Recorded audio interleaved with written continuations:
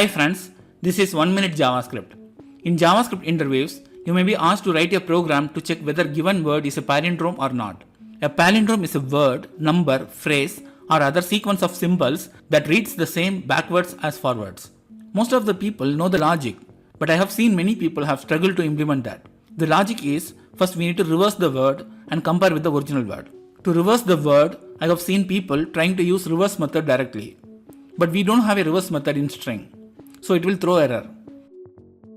The right way is that we need to use split method to convert the string to array.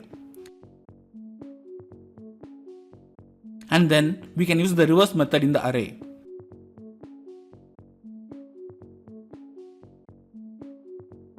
After that, we can use the join method to convert the array back to string.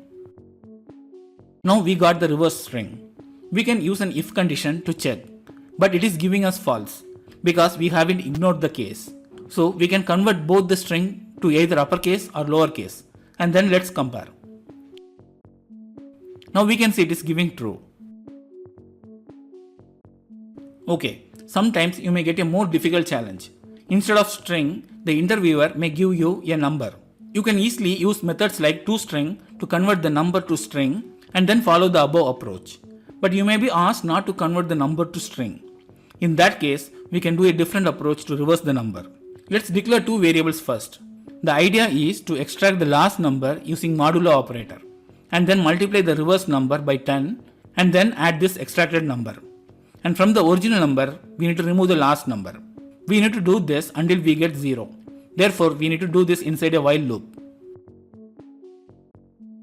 Now we can see the number is reversed. And so we can check whether it is a palindrome or not. Hope you understood.